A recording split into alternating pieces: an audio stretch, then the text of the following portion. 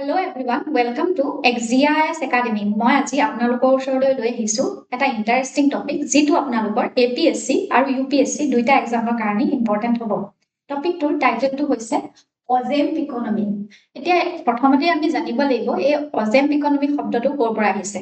অজেম্প economy শব্দটো অজেম্পিক নামৰ এটা মেডিচিনৰ পৰা আহিছে। এই মেডিচিনটো আমি কিহৰ কাৰণে ব্যৱহাৰ কৰো? টাইপ 2 ডায়াবেটিস কিউৰ কৰিবলৈ মেইনলি ব্যৱহাৰ কৰা হয়। তাৰ উপৰিও এই মেডিচিনটোৱে কি কৰে? weight loss সহায় কৰে লগতে ওমেনৰ যিমানখিনি হেলথ ইস্যু আছে যেনেকৈ PCOS ৰিলেটেড ইনফাৰ্টিলিটি মেটাবলিক ইনষ্টেবিলিটি এবিলাক কিউৰ কৰাটো সহায় কৰে।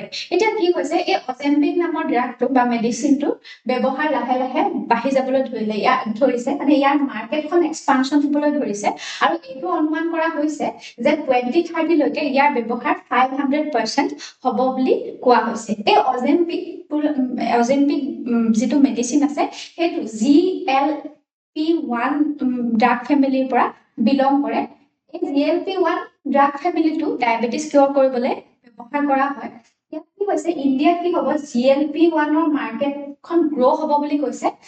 কিমান গ্ৰো হ'ব 1200 crore পৰা 5000 crore হ'ব বুলি অনুমান কৰা হৈছে। এটা কিয় গ্ৰো হৈছে এই মাৰ্কেটখন? কিহৰ কাৰণে হৈছে ইয়াৰ এই মেডিচিনটো প্ৰাইস ৰিডাকশন হৈছে বুলি কৈছে। কিহৰ কাৰণে প্ৰাইস ৰিডাকশন হৈছে? কাৰণ ইয়াৰ পেটেন্টৰ ম্যাদ উকলি গৈছে আৰু যেতিয়া এটা মেডিচিনৰ পেটেন্টৰ ম্যাদ উকলে তেতিয়া কি হয় বেলেগ বেলেগ ইন্ডাষ্ট্ৰিও ইয়াক ম্যানুফ্যাকচাৰ কৰিবলৈ লয় আৰু তাৰ মাৰ্কেট এভেইলেবিলিটি বেছি হৈ যাবলৈ ধৰে লগত সেই কাৰণে কি হয় ইয়াৰ প্ৰাইস ৰিডিউস হয় মানে দাম কমি যায় আৰু দাম কমি যোৱাৰ লগে লগে মাৰ্কেটত বেছিকৈ এক্সেসিবল হয় মানুহে বেছিকৈ ইয়াক কিনিব পাৰে আৰু সেই কাৰণে কি হৈছে ইয়াৰ মাৰ্কেট এক্সপানশন হৈছে। এতিয়া এই মেডিচিনটো ব্যৱহাৰ বাঢ়ি যোৱাৰ লগে লগে কি হৈছে এটা ট্ৰিপল বটম লাইন ইম্প্যাক্ট পৰিছে। কোন ইম্প্যাক্ট পৰিছে? হেলথত ইম্প্যাক্ট পৰিছে, লাইফষ্টাইল, কমিউনিটি এইকেইটা এই তিনিটা ফিল্ডত ইম্প্যাক্ট পৰা দেখা পোৱা গৈছে। হেলথৰ ক্ষেত্ৰত কি ইম্প্যাক্ট হৈছে?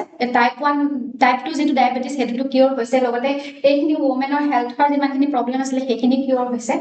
weight loss হৈছে সেইখিনিটো আমি জানিলোৱে কিন্তু লগতে কি হৈছে এই হেলথ কনসিয়াস হৈ যোৱাৰ লগে লগে আমাৰ ৰেষ্টুৰেন্টৰ যিমানখিনি মেনু আছে সেইখিনিও শিফট হোৱা দেখা গৈছে।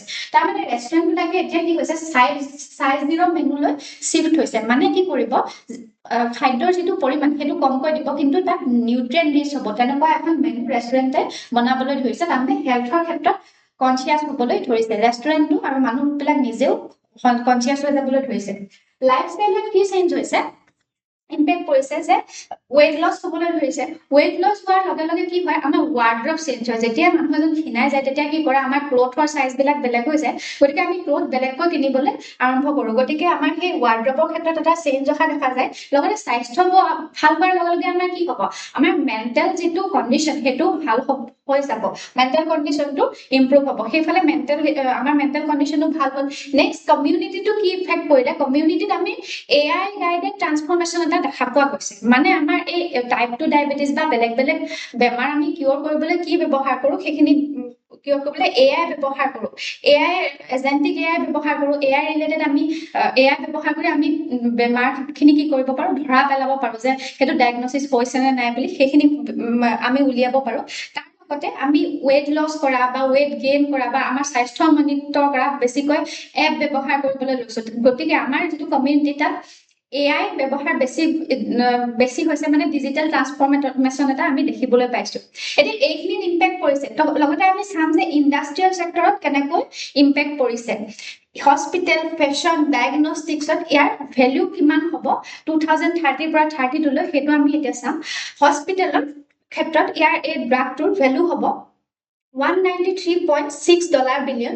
ফেশন আৰু এপাৰেলৰ ক্ষেত্ৰত যি চেঞ্জ আহিব তাৰ ভ্যালু কিমান হ'ব $146 বিলিয়ন আৰু ডায়াগনস্টিকৰ ক্ষেত্ৰত এই এপ বা এইবিলাক ডিজিটেল ইকনমি ক্ষেত্ৰত কিমান ভ্যালু হ'ব $45 বিলিয়ন আমাৰ ভ্যালু হ'ব।